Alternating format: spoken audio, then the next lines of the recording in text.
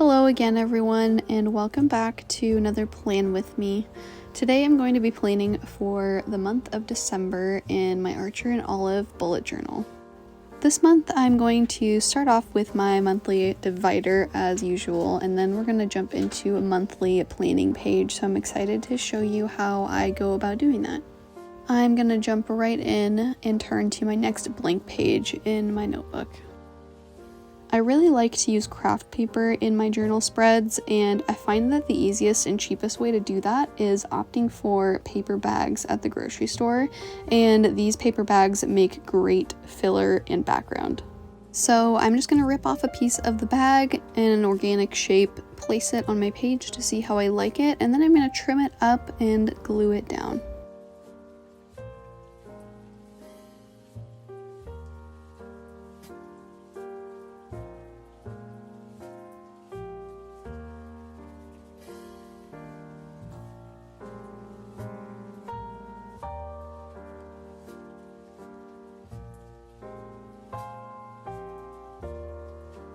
Once I have the edges all nice and trimmed, I'm going to rip off another piece and place it across the opposite corner as well.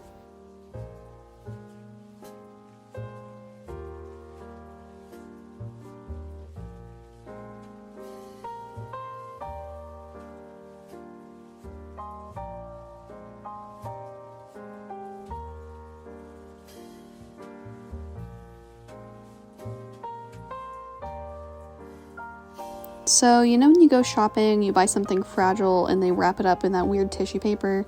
Well, I went to Target recently and I bought a candle, the one you're actually looking at right now, and they wrapped it up in this really pretty tissue paper that had sparkles and speckles in it.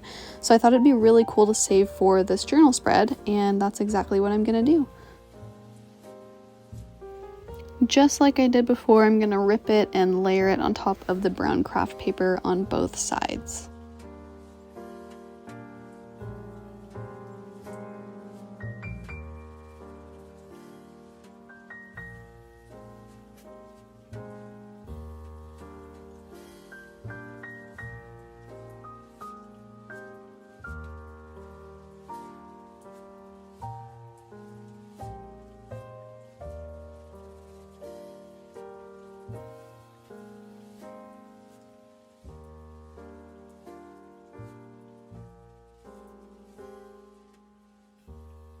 Once I have both sides glued down and the edges trimmed all the way, I'm going to jump into the next step here, which is the stamp that I created for this spread. I decided to create a poinsettia stamp for this spread. This is how it came out, so I'll show you quickly how I made that. So this is a linoleum stamping block. You can get these from Michael's, Amazon, your local craft store, and you can also get a speedball carving tool, and it has a bunch of different tips that you can use to carve through linoleum. I always start by sketching out my stamp first, and the lines that I draw on are going to be the lines that I end up carving around. This is a really fun way to add different elements to your spreads, and you can carve anything you want, so once you get the hang of it, it becomes pretty easy and a lot of fun. I also love that this is something you can use over and over. Unlike stickers where it's like one and done, this is a fun design that you can use throughout your whole journal. So after the sketch is done, I just jump right into the carving. This part can be a little bit tedious, but it is really fun once you get the hang of it. So this is how the stamp turned out once I finished carving it. I just trimmed off the excess so I could see the general shape of the stamp from the other side of it as well. And now it's time to do a quick test stamp. So to do this, I'm going to need my archival ink. I just use Ranger, and for a stamp this size, I would suggest a bigger stamp pad, as well as my printmaking paper, which is just what I use to practice on. As you can see here, some of the other carves that I've made. So I'll just flip to the next blank page and open up my ink. It's important to get your stamp nice and saturated with ink, or you can end up with some blotchy stamps. That's okay if that's what you're going for, but don't be afraid to go over it multiple times. This is my favorite part, seeing the stamp fully inked the first time after you finish it, because it kind of makes it come to life. And I think it's really important to do a practice stamp first, just to see how it turned out, to see if you want to make any adjustments. I'm really happy with the way this one turned out. I'm just going to do one more practice stamp before I go into my journal. So back in my journal here, I'm going to start in the top right corner with the stamp. Again, I'm going to get it nice and saturated, and the stamp didn't turn out perfect here, but I'm actually okay with it. I kind of like how it looks. And the cool thing about a flower stamp is that you can turn it in different directions, kind of take it off the page a little bit, and it doesn't look exactly the same every time. So I'm just going to add a few of these around the page before I move on.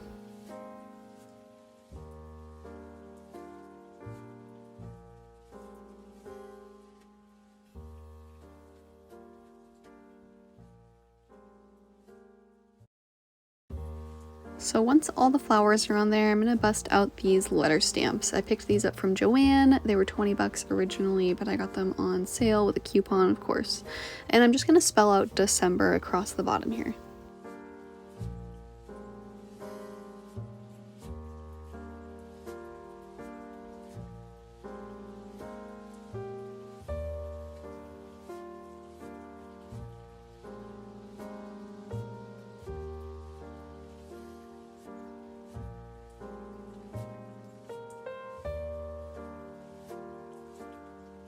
To fill in some of this blank space around the page, I'm going to get out this winter sticker book from the Happy Planner. It has these metallic blue snowflakes that I thought would be really pretty with this spread.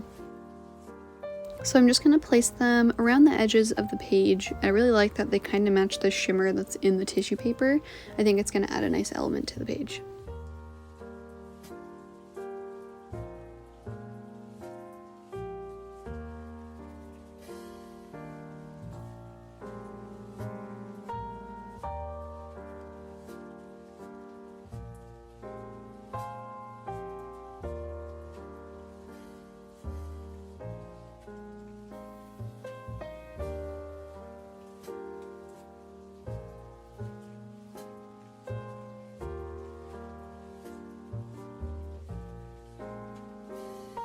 That's the last thing I want to do for this divider page. In the blank space, I want to keep that available for photos or Polaroids that I take this month.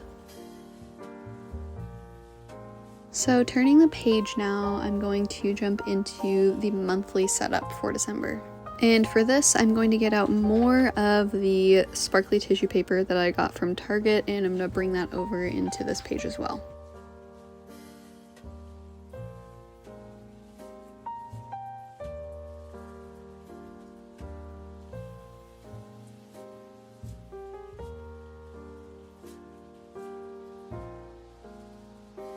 So for the monthly box portion, I'm actually going to get out an old Happy Planner that I have that still has the month of December in it, and I literally just want the guts of this, so I'm taking it right out of the planner and I'm going to do some surgery to it.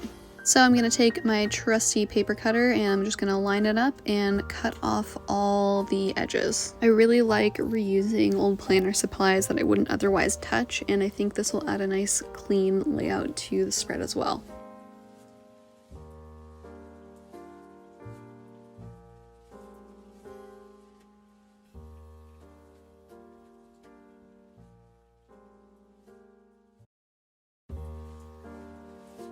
So I'm also going to grab the currently page out of the planner because I want this little important dates box. I'm going to cut that out as well, and that's going to get pasted right next to the monthly spread.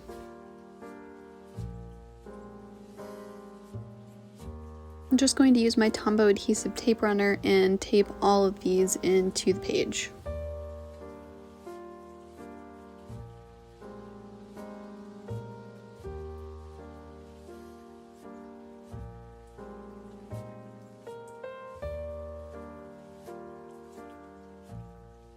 And of course, I'm going to be using my stamp on this page as well, so I'm going to get that nice and saturated and place that in the top left corner, as well as the bottom right.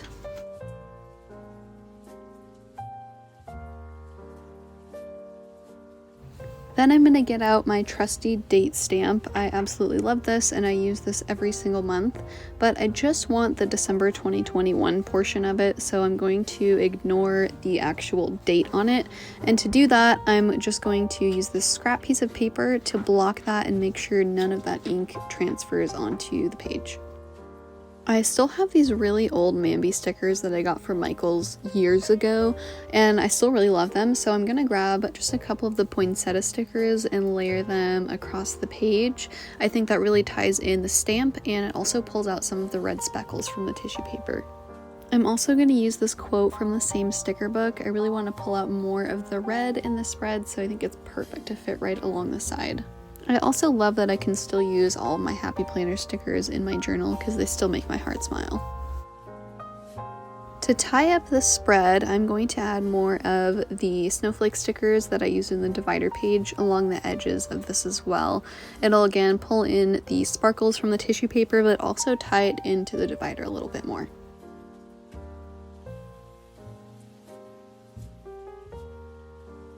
That's where I'm going to end the prep for this monthly spread. I'm going to write in all of my plans and everything later on once I have a more clear idea of what's going to be happening.